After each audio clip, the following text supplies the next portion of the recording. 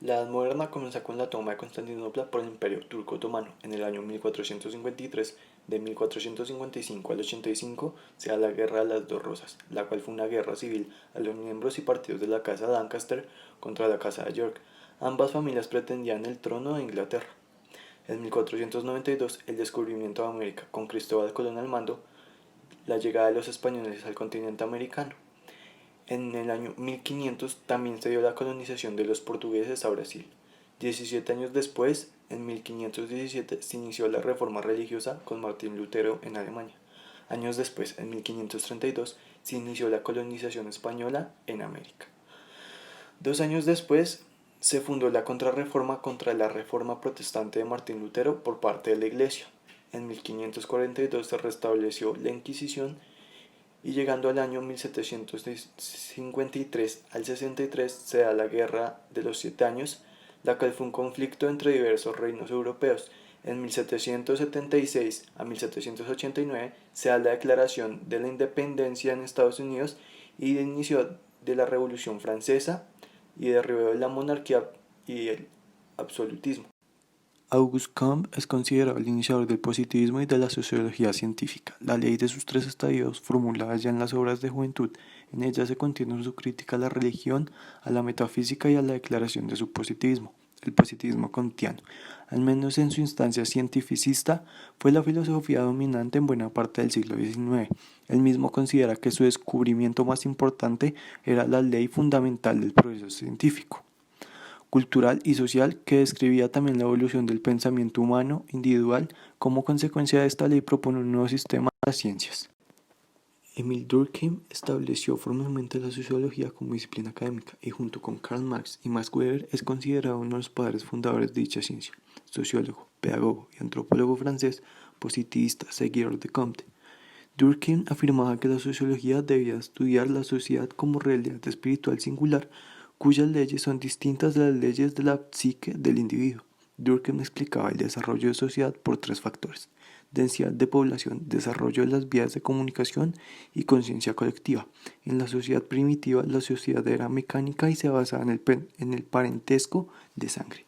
En el mundo moderno, la solidaridad es orgánica y se basa en la división del trabajo, es decir, la colaboración de clases en pro de la obtención de los medios de existencia. Karl Popper, filósofo austriaco, estudió filosofía en la Universidad de Viena y ejerció más tarde la docencia en la de Canterbury. Es considerado como uno de los filósofos de la ciencia más importantes del siglo XX.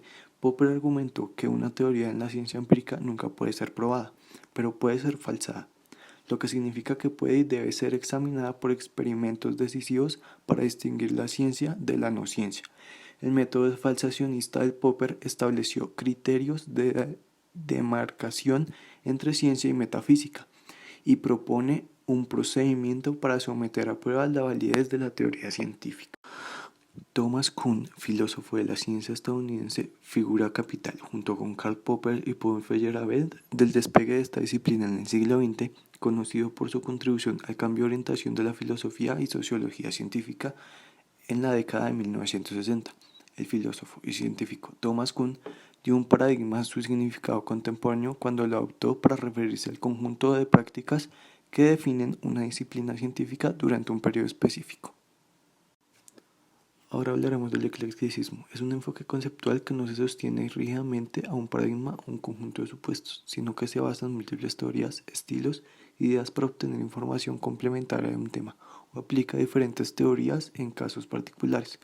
El eclecticismo se caracteriza así por no acogerse de manera estricta a ninguna doctrina en su estado puro, sino a aquellos elementos de varias doctrinas que resultan convenientes para complementar información o para dejar abierta la posibilidad de un nuevo paradigma. La investigación empírico-analítica se vale simultáneamente de métodos cualitativos y cuantitativos para lograr sus objetivos. Al usar estos métodos se ofrecen, por un lado, datos estadísticos importantes para suministrar información certera y, por otro lado, mostrar todas las características de esta implícita en los detalles. Los métodos empleados dependen del tiempo de investigación, de su objetivo y de la posición que tome el investigador con respecto al problema estudiado. La hermenéutica se refiere al arte interpretativo de textos, bien sea de carácter sagrado, filosófico o literario, tiene su origen en la antigüedad. Fue en la Edad Moderna que los estudiosos en torno a la hermenéutica tomaron mayor forma tras la contribución del filósofo Friedrich Schleiermacher, por lo que es considerado como padre de la hermenéutica. Entre sus principios propuestos, Schleiermacher destaca que la idea de comprender e interpretar el discurso tal cual lo expone el autor y luego propone una interpretación aún mejor que esta. Filósofo, poeta, músico y filólogo alemán del siglo XIX, Nietzsche es considerado uno de los filósofos más importantes de la filosofía occidental, cuya obra ha ejercido una profunda influencia tanto en la historia como en la cultura occidental. Su filosofía sostenía que todo acto o proyecto humano es motivado por la voluntad de poder. La voluntad de poder no es tan solo el poder sobre otros, sino el poder sobre uno mismo, algo que es necesario para la creatividad. Tal capacidad se manifiesta en la autonomía del superhombre y su creatividad y coraje. La concepción positivista de la ciencia es intrínsecamente científica. Por un lado, se asigna a la ciencia el monopolio del saber y por otro, se limita su alcance a las realidades de la experiencia, negando la realidad objetiva a todo lo que queda más allá de la experiencia. La concepción positivista de la ciencia falla en la definición misma de la ciencia y su alcance, al limitar el saber científico y la formulación de las leyes de la relación a las magnitudes, los fenómenos y los hechos. Los positivistas posteriormente desaprobaron el uso de los conceptos de átomo, peso atómico y en general de cualquier hipótesis acerca de la estructura interna de la materia. En el cuestionamiento en el que se ve sometido la psicología en la obra de Michel Foucault, se considera también cómo este cuestionamiento podría ser empleado por el campo marxista, en el que el saber psicológico suele ser concebido y criticado como ideología. Tras evocar el análisis de la psicología en el joven Foucault y su ejemplo abierto de nociones provenientes del marxismo, se muestra cómo algunas de estas nociones continúan interviniendo subrepticiamente en las 3 décadas siguientes. Se detectan indicios de influencias marxistas en obras como Enfermedad mental y personalidad, Enfermedad mental y psicológica, Historia de la locura en la época clásica, Las palabras y las cosas, La arqueología del saber, Vigilar y castigar, y algunos cursos en el Collège de France. El enfoque crítico social es una mezcla de todos los tipos de investigación vista hasta el momento, ya que posee cualidades cuantitativas, cualitativas, hermenéuticas, empíricas, métodos inductivos y deductivos, entre otros. Todo esto aplicado por el investigador mientras mezcla entre los individuos y situaciones investigadas, trabaja y lleva a cabo el proyecto investigativo deseado.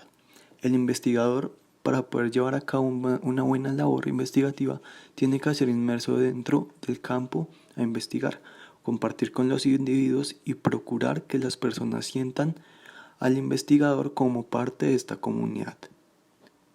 Se podría decir que desde el falsacionismo la psicología sí es una ciencia, basándose en que se puede refutar mediante un contraejemplo, debido a que la única forma de corroborar la validez de una teoría es cuando no es posible refutarla, y hay muchas escuelas que creen que es una ciencia gracias a todos los avances que han surgido a través de los tiempos. Entonces podemos falsearlo con el ejemplo del cuervo, que dice que no porque todos los cuervos que hemos visto hasta el momento sean negros, implica necesariamente lo sean. En cambio, al toparnos con uno que no lo es, sí podemos afirmar que no todos los cuerpos lo son. Así pasa con la psicología, no porque algunos autores dicen que es más filosofía, debe ser filosofía.